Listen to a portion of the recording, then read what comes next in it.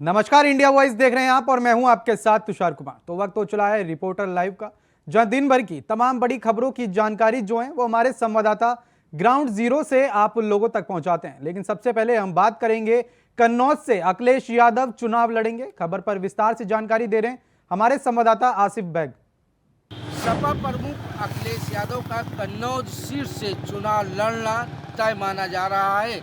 एक तरफ जहां राम गोपाल ने ऐलान कर दिया है कि अखिलेश यादव कन्नौज से ही चुनाव लड़ेंगे, वहीं नामांकन पत्र भी खरीद लिया गया है। फिलहाल जिस तरह से तेज प्रताप यादव का टिकट कटना तय माना जा रहा है और यहाँ से अब अखिलेश यादव चुनावी हुंकार भरेंगे, ऐसे में कहीं न कहीं टिकट को लेकर कंफ्यूजन से जूझ रही समाजवादी पार्टी अब पारिवारिक विवाद भी झेल सकती है।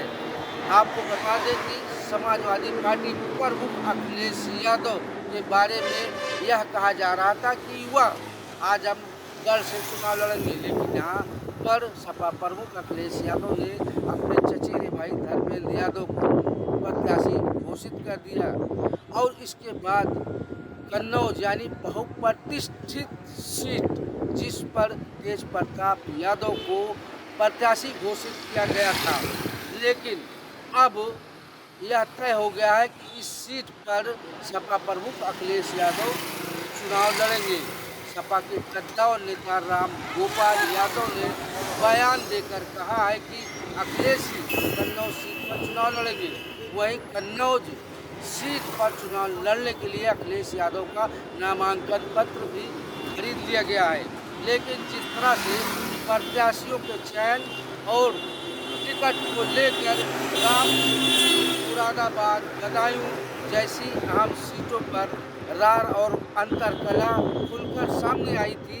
अगर अखिलेश यादव यहां से चुनाव लड़ रहे हैं तो कहीं न कहीं तेज प्रताप यादव जो लालू यादव के दामाद है और कहीं न कहीं दबाव के चलते तेज प्रताप यादव का नाम घोषित किया गया था, लेकिन अब तेज प्रताप का टिकट यहाँ से कटने और अखिलेश यादव के चुनाव लड़ने से कहीं न कहीं मुलायम परिवार में दरार भी आ सकती है और अंतरकला भी आ सकती है।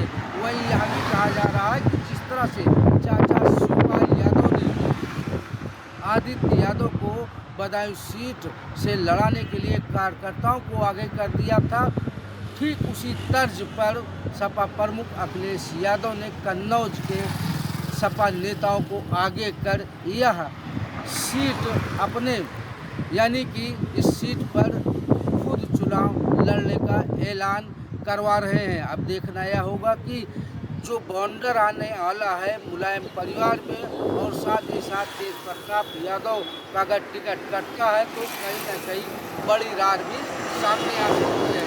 फिलहाल जिस तरह से सपा के कद्दावर नेता राम गोपाल यादव ने ऐलान किया, वहीं अखिलेश यादव ने यह भी कहा कि जब नामांकन होगा तब देखा जाएगा। वहीं दूसरी तरफ नामांकन पत्र भी खरीद लिया गया है। ऐसे में अब देखना यह होगा कि कन्नौज सीट का मुकाबला कितना दिलचस्प होगा, क्योंकि कयासों का बाजार चल रहा था तभी कन्नौज। लखनऊ में सीएम योगी ने मीडिया सेंटर का उद्घाटन किया। खबर पर विस्तार से जानकारी दे रहे हैं हमारे संवाददाता रमन मिश्रा। इस लोकसभा चुनाव को लेकर राजनीतिक दल प्रचार प्रसार तेजी से कर रहे हैं। ऐसे में लखनऊ में भाजपा के प्रदेश कार्यालय पर बुधवार को मीडिया सेंटर का उद्घाटन किया गया। उद्घाटन मुख्यमंत्री योगी आदित्यनाथ और प्रदेश अध्यक्ष भूपेंद्र चौधरी की मौजूदगी में किया गया। योगी आदित्यनाथ ने मीडिया सेंटर का उद्घाटन करने के बाद में पत्रकारों को संबोधित करते हुए कहा कि मीडिया का चुनाव में बड़ा योगदान होता है। ऐसे में मीडिया से समन्वय बनाने के लिए मीडिया सेंटर का यहाँ पे बनाया गया है। ऐसे में योगी आदित्यनाथ ने विपक्षी पार्टियों पर हमला भी बोला, जहां पर कांग्रेस के कई नेताओं के कई बयानों पर हमला बोला, वहीं पर सपा के अखिलेश यादव को भी निशाने पर लिया। आपको बता दें कि मीडिया सेंटर बनने के बाद में जो भी मीडिया के जो समाचार होंगे और जो भी प्रचार की चीज़ें होंगी उसका और भाजपा की जो मीडिया टीम है वो आपसी समन्वय के साथ में काम करेगी। योगी आदित्यनाथ ने इस दौरान मीडिया वालों को धन्यवाद भी कहा। कैमरामैन शंकर यादव के साथ प्रबल मिश्रा, इंडिया वॉइस। दिल्ली में कांग्रेस के विरोध में उतरी बीजेपी। खबर पर विस्तार से जानकारी दे रहे हैं हमारे संवाददाता कमल किशोर। लोकसभा चुनाव को लेकर कांग्रेस ने कल एक मैनिफेस्टो जारी किया। वहीं कांग्रेस के इस मैनिफेस्टो के खिलाफ बीजेपी ने भारी कार्यकर्ताओं के साथ मिलकर और महिलाओं ने मिलकर कांग्रेस के खिलाफ प्रदर्शन किया। यह प्रदर्शन दिल्ली में जैसलमेर हाउस से लेकर कांग्रेस के मुख्यालय के बाहर किया गया, जिसके अगर कांग्रेस के मुताबिक अगर ये कांग्रेस सत्ता में आती है तो सारी संपत्ति देश के मुसलमानों में बांट देगी और साथ भी इस मैनिफेस्टो में ये भी लिखा है कि वो महिलाओं का मंगलसूत्र भी बांट देगी। आपको बता दें कल जो मैनिफेस्टो जारी किया था उसमें ये बातें कही गई है। इस बात पर महिलाओं का गुस्सा जो देखने को मिला। वहीं कांग्रेस मुख्यालय के बाहर भारी संख्या में बीजेपी के महिलाओं ने कांग्रेस के खिलाफ विरोध प्रदर्शन किया, जहाँ कांग्रेस के मुख्यालय से पहले पुलिस ने उन्हें रोका और हाथापाई भी हुई। वीडियो जर्नलिस्ट के साथ मैं कमल किशोर, इंडिया वॉइस, दिल्ली। लखनऊ में महिला कांग्रेस कार्यकर्ताओं ने किया प्रदर्शन। खबर पर ज्यादा जानकारी दे रहे हैं हमारे संवाददाता मोहम्मद अमान। पीएम मोदी के मंगलसूत्र वाले बयान को लेके कांग्रेस मुख्यालय पे कांग्रेस की महिला कार्यकर्ताओं ने विरोध प्रदर्शन जताया है। वहीं आपको बता दें कि पीएम मोदी ने कांग्रेस की मैनिफेस्टो को लेकर जो सवाल किए थे, वहीं पीएम मोदी का कहना था इन कांग्रेसियों की नज़र महिलाओं के जेवर पे है और ये जो आपकी संपत्तियां हैं उसको घुसपैठियों में बांटना चाहते हैं। इस बयान को लेकर कांग्रेस के नेताओं ने चुनाव आयोग से शिकायत भी की थी, लेकिन उसके बाद जो कांग्रेस के कार्यकर्ता हैं वो लगातार इस बयान को वापस लेने की मांग कर रहे हैं और इस बयान को लेके लगातार जगह जगह विरोध प्रदर्शन भी कर रहे हैं। और आज आपको बता दें जो मुख्यालय है कांग्रेस के मुख्यालय पे जो कांग्रेस की महिला कार्यकर्ताएं हैं उन्होंने इस बयान को लेके अपना विरोध दर्ज कराया है और साफ तौर से उनका कहना है कि प्रधानमंत्री अपने इस बयान को वापस लें। लखनऊ से मोहम्मद अमान। अमेठी में स्मृति ईरानी ने राहुल और रॉबर्ट वाड्रा पर जुबानी हमला बोला। खबर पर विस्तार से जानकारी दे रहे हैं हमारे संवाददाता संजय यादव। लोकसभा चुनाव 2024 के रण का शंखनाद हो चुका है। अमेठी में 5वें चरण में 20 मई को मतदान होना है। ऐसे में कांग्रेस पार्टी ने अभी भी अमेठी से अपने प्रत्याशियों की सूची जारी नहीं की है। वहीं दूसरी तरफ भारतीय जनता पार्टी ने तीसरी बार केंद्रीय मंत्री व अमेठी सांसद स्मृति ईरानी को अपना प्रत्याशी बनाया है, जो लगातार अमेठी संसदीय क्षेत्र में एक्टिव हैं, जहां उनके संसदीय क्षेत्र में सामाजिक कार्यक्रम लगातार किए जा रहे हैं। वहीं चुनाव प्रचार में लगातार वो पूरी ताकत झोंककर चल रही हैं। ऐसे में आज उनका सामाजिक कार्यक्रम के दौरान चुनाव प्रचार जगदीशपुर कस्बे में था, जहां पर उन्होंने गांधी खानदान पर जमकर हमला बोला।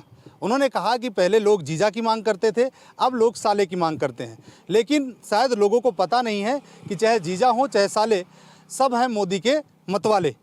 अब देखना ये होगा कि 20 मई को जब मतदान होगा तो क्या अमेठी में जो कांग्रेस पार्टी है वो अपने गढ़ को वापस ले पाती है या भारतीय जनता पार्टी दूसरी बार कमल खिलाने में कामयाब हो पाती है। Sanjay Kumar Yadav, India voice, Amethi. अमेठी में रॉबर्ट वाड्रा के नाम पर चर्चाएं तेज हो गई हैं। खबर पर ज्यादा जानकारी दे रहे हैं हमारे संवाददाता संजय यादव। लोकसभा चुनाव 2024 की तारीखें जैसे जैसे नजदीक आ रही हैं वैसे वैसे सियासी सरगर्मियां तेज होती दिख रही हैं। जानकारी के लिए आपको बता दें कि अमेठी में अभी कांग्रेस पार्टी ने अपनी तरफ से कोई भी प्रत्याशी नहीं उतारे हैं। वहीं दूसरी तरफ भारतीय जनता पार्टी ने स्मृति ईरानी को तीसरी बार अमेठी से अपना लोकसभा का प्रत्याशी बनाया है।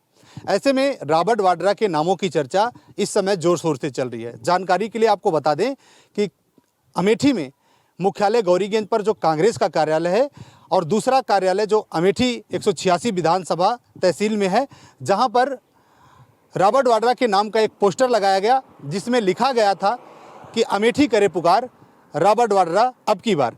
ये पोस्टर जब सोशल मीडिया पर वायरल हुआ तो अमेठी प्रशासन हरकत में आया। उसके बाद प्रशासन ने तत्काल सुबह इस पोस्टर को उतरवाने का काम किया। वहीं पुलिस अधीक्षक अनूप कुमार सिंह ने कहा कि मामले की जानकारी हुई है, जांच कर आवश्यक विधिक कार्रवाई की जाएगी। Sanjay Kumar Yadav, India voice, Amethi. आज बुलंदशहर में प्रचार प्रसार बंद हो गया। दूसरे चरण के लिए क्या क्या तैयारियां की गई हैं, बता रहे हैं हमारे संवाददाता वरुण शर्मा। बुलंदशहर में आज 5 बजे चुनाव प्रचार समाप्त हो गया है। सभी राजनीतिक पार्टियों ने चुनाव प्रचार में जान झोंक दी है। वहीं बात करें पुलिस प्रशासन की, तो पुलिस प्रशासन ने भी कड़े इंतजाम किए हैं और मेरे पीछे जो पोलिंग बूथ है यहाँ पर तैयारी पूरी की जा चुकी है। बाकायदा पोलिंग बूथ भी तैयार किया जा रहा है। आज शाम को 5 बजे चुनाव प्रचार बंद हुआ है। वहीं पुलिस प्रशासन की बात करें तो यहाँ पर अर्धसैनिक बल की force, PAC, home guard, UP police के जवान भारी मात्रा में तैनात किए गए हैं कि चुनाव किसी भी तरह से कोई परेशानी दिक्कत नहीं हो। वहीं पुलिस प्रशासन की बात करें तो प्रशासन भी लोगों को जागरूक कर रहा है कि ज़्यादा से ज़्यादा मतदान लोग करें और बढ़ चढ़कर मतदान में हिस्सा लें। वहीं जगह जगह पुलिस प्रशासन अब गश्त करने में भी लगी है। जो संवेदनशील इलाके हैं वहां पर विशेष निगरानी रखी जाएगी। बुलंदशहर में जिलाधिकारी और एसएसपी लगातार भ्रमण करने में लगे हैं और लोगों से अपील भी की जा रही है ज़्यादा से ज़्यादा मतदान करें। और चुनाव प्रचार आज शाम 5 बजे समाप्त हो गया है। Varun Sharma, India voice, Bulandshahr. मथुरा में दूसरे चरण के चुनाव के लिए आज प्रचार प्रसार बंद हो गया। खबर पर विस्तार से जानकारी दे रहे हैं हमारे संवाददाता मोहम्मद फारूक। मथुरा में दूसरे चरण का मतदान 26 अप्रैल को होना है। इसके लिए प्रचार जो है थम गया है और यहाँ पर भारतीय जनता पार्टी से सांसद हेमा मालिनी तीसरी बार चुनाव मैदान में हैं। इंडिया गठबंधन से मुकेश धनगर यहाँ पर कांग्रेस के प्रत्याशी हैं। वहीं बहुजन समाज पार्टी से सुरेश चौधरी जो है प्रत्याशी हैं और भी तमाम निर्दलीय चुनाव मैदान में हैं। अब 26 अप्रैल को मतदान हुआ। कल पोलिंग पार्टियां जो है रवाना हो जाएंगी बूथों के लिए और पोलिंग स्टेशनों के लिए। इस जिला प्रशासन ने पूरी तरीके से तैयारी कर ली है। तमाम पुलिस लाइन पर आकर गाड़ियां लग गई हैं और तमाम यहाँ पर फोर्स भी आ गया है। इससे 26 अप्रैल की जिला प्रशासन ने पूरी तैयारी कर ली है। चुनाव प्रचार अभियान जो है बहुत ही 5 बजे थम गया है और अब जो है घर घर जाकर केवल जनसंपर्क कर सकेंगे। चुनाव का शोरगुल 5 बजे पूरी तरीके से रुक गया है। अब 26 अप्रैल को मतदान होगा, लेकिन लू के कारण और इतनी जबरदस्त गर्मी के कारण देखते हैं कि मथुरा का वोट ऑफ परसेंटेज कितना रहता है, यानी मतदान कितने प्रतिशत होता है।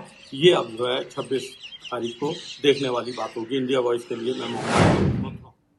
रायबरेली में गांधी बनाम और गांधी परिवार में देखने को मिल सकता है मुकाबला। खबर पर विस्तार से जानकारी दे रहे हैं हमारे संवाददाता आसिफ बैग। और सिर्फ रायबरेली से वरुण गांधी को प्रियंका गांधी के सामने बीजेपी चुनाव लड़ा सकती है।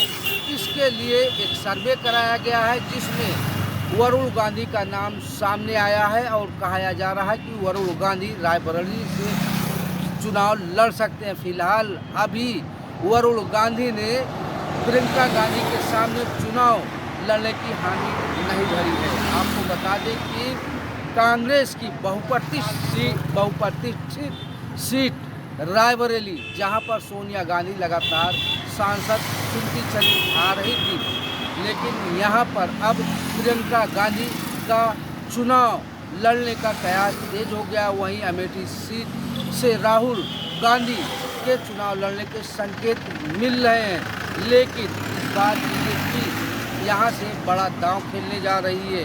सूत्रों के मुताबिक बीजेपी ने एक गोपनीय सर्वे कराया और सर्वे के बाद वरुण गांधी, जिन्हें अभी तक बीजेपी ने दरकिनार किया था, पीलीभीत सीट से उन्हें प्रत्याशी नहीं उतारा था, लेकिन अब बीजेपी वरुण गांधी पर मेहरबान होने जा रही है।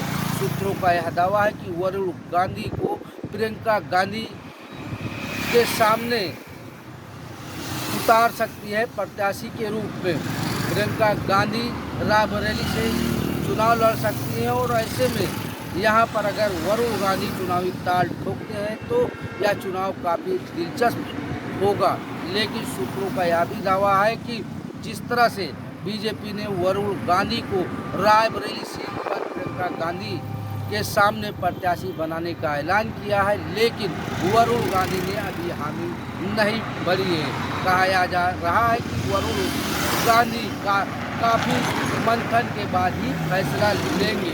हालांकि यह भी तय माना जा रहा है कि वरुण गांधी को बीजेपी प्रियंका गांधी के सामने चुनाव लड़ाएगी। फिलहाल अब यह देखना होगा कि गांधी परिवार के दो लोग आमने सामने होते हैं तो चुनावी मुकाबला कितना दिलचस्प होता है यह देखने।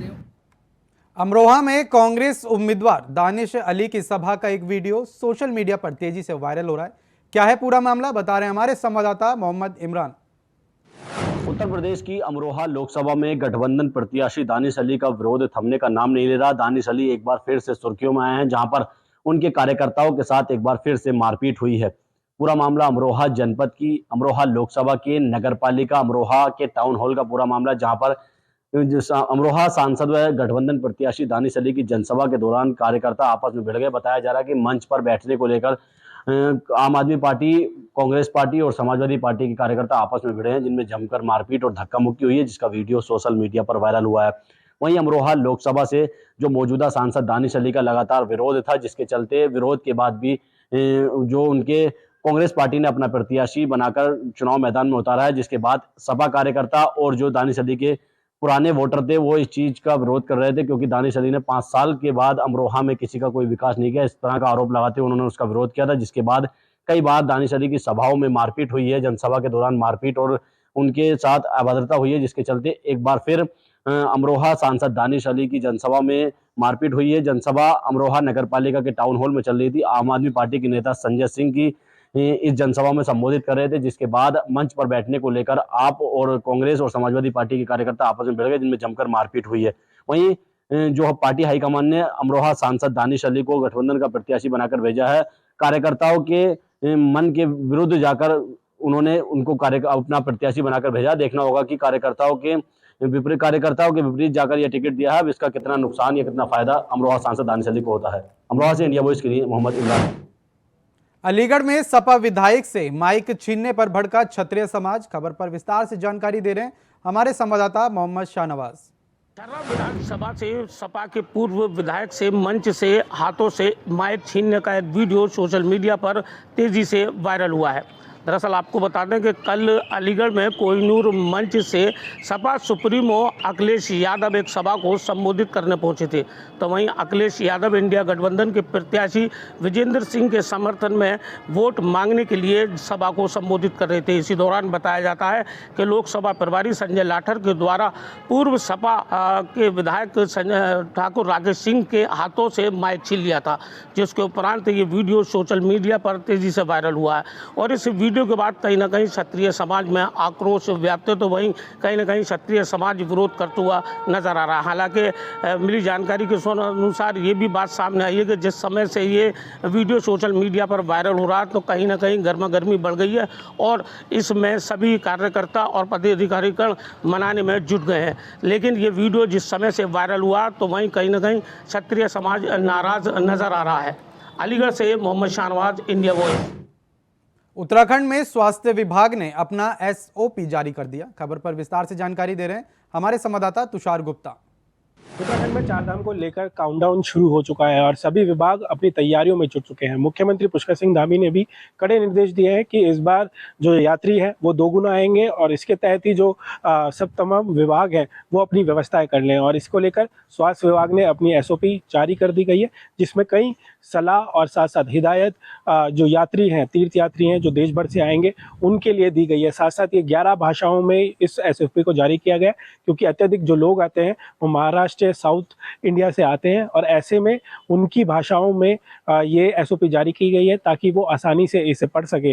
वहीं इस जो स्वास्थ्य विभाग की जो SOP है उसके तहत 50 जो स्क्रीनिंग सेंटर्स हैं वो खोले जाएंगे, ताकि जो लोग यहाँ पर आ रहे हैं, जो तीर्थ यात्री आए, उनकी स्कैनिंग हो सके, उनकी जो BP है, साथ साथ जो छोटी मोटी बीमारी है उनकी चेकिंग हो सके। साथ साथ इस बार जो स्वास्थ्य ATM बनाए गए थे पिछले वर्ष, उसे भी अब जारी रखा जाएगा। साथ साथ जो टेलीमेडिसिन है उसके माध्यम से आप 24 घंटे जो स्वास्थ्य कर्मचारी हैं उनसे बातचीत कर सकेंगे। तो ऐसे में तमाम हिदायत भी दी गई है कि जो लोग यहाँ पर आ रहे हैं, जो बीमार हैं, वो कृपया अपनी दवाइयाँ रख लें और जो ये सफ़र है चार धाम का वो 7 दिन से अधिक करें, क्योंकि ऐसे में अगर आप जल्दबाजी में आते हैं तो आपको, अगर हार्ट पेशेंट है या फिर आपको शुगर लेवल है, तो ऐसी बीमारियां आपको यहाँ पर जान गंवा सकती है। तो ऐसे में बहुत ज़रूरी है जो स्वास्थ्य की जो SOP दी है आप उसको पढ़ के ही चार धाम आएँ। कैमरा जर्नलिस्ट निशांत चौहान के साथ मैं तुषार गुप्ता, इंडिया वॉइस देहरादून। दिल्ली में EVM VVPAT को लेकर सुप्रीम कोर्ट में सुनवाई हुई। खबर पर ज्यादा जानकारी दे रहे हैं हमारे संवाददाता अजीत कुमार।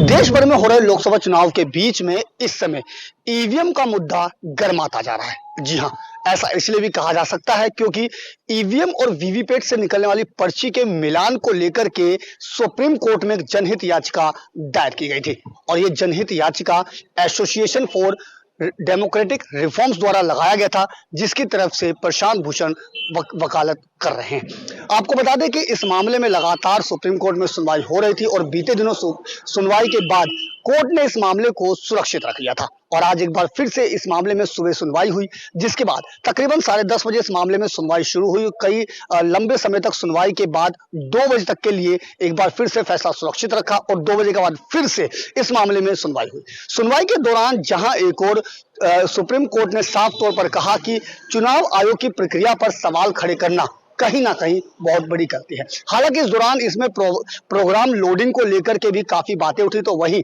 सिंबल की बातें भी उठने लगी। निश्चित तौर पर कहा जा सकता है कि सुप्रीम कोर्ट ने जिस तरीके से चुनाव आयोग को साफ कहा कि चुनाव आयोग की प्रक्रिया पर सवाल खड़े करना कहीं ना कहीं गलत है, वो निश्चित तौर पर इस मामले में कई अलग ही ले जाती की ओर दिखता है। हालांकि लंबी सुनवाई के बाद एक बार फिर से आज इस मामले को सुप्रीम कोर्ट ने फैसला सुरक्षित रख लिया है। लिहाजा देखना अब यह होगा कि इस मामले पर सुप्रीम कोर्ट क्या फैसला सुनाता है। Ajit Kumar, India voice, Delhi. दिल्ली में आप नेता मनीष सिसोदिया की हुई सुनवाई, क्या रहा फैसला, बता रहे हैं हमारे संवाददाता अजीत कुमार। राजधानी दिल्ली में कथित शराब घोटाले से जुड़े मामले में आम आदमी पार्टी की मुश्किलें फिलहाल थमती नजर नहीं आ रही। ऐसा इसलिए भी कहा जा सकता है कि एक के बाद एक जिस तरीके से नेताओं की न्यायिक हिरासत बढ़ रही है वो आम आदमी पार्टी के लिए काफी मुश्किलें खड़ी कर रही है। जी हाँ, दरअसल आज दिल्ली के पूर्व उप मुख्यमंत्री मनीष सिसोदिया की न्यायिक हिरासत समाप्त हो रही थी, जिसके बाद उन्हें एक बार फिर से वीडियो कॉन्फ्रेंसिंग के माध्यम से दिल्ली की राउज एवेन्यू कोर्ट में पेश किया गया, जहां सुनवाई के बाद उनकी न्यायिक हिरासत 7 मई तक के लिए बढ़ा दी गई है। साफ कहा जा सकता है कि जिस तरीके से एक और जहां पूर्व उप मुख्यमंत्री मनीष सिसोदिया ने बीते कुछ दिनों पहले अंतरिम जमानत की मांग की थी, वहीं अब उनकी न्यायिक हिरासत बढ़ा दी गई है, जो आने वाले लोकसभा चुनाव में आम आदमी पार्टी के लिए काफी मुश्किलें जरूर खड़ी कर सकता है। आपको बता दें कि इससे पहले बीते 23 अप्रैल को मुख्यमंत्री अरविंद केजरीवाल को भी वीडियो कॉन्फ्रेंसिंग के माध्यम से न्यायिक हिरासत समाप्त होने पर राउज एवेन्यू कोर्ट में पेश किया गया था, जिसमें उन्हें भी 7 मई तक के लिए न्यायिक हिरासत में भेज दिया गया है। गौरतलब है कि पूर्व उप मुख्यमंत्री मनीष सिसोदिया को विगत फरवरी 2023 में इस मामले में गिरफ्तार किया गया था, जिसके बाद न केवल ईडी बल्कि इस मामले में सीबीआई ने भी इन्वॉल्वमेंट की और अब उन पर ईडी और सीबीआई की तरफ से मामला चल रहा है और साफ कहा जा सकता है कि फिलहाल 7 मई तक अब उन्हें न्यायिक हिरासत में रहना होगा। Ajit Kumar, India voice. फिलहाल के लिए रिपोर्टर लाइव में इतना ही। देश और दुनिया की तमाम बड़ी खबरों को जानने के लिए बने रहे इंडिया वॉइस के साथ।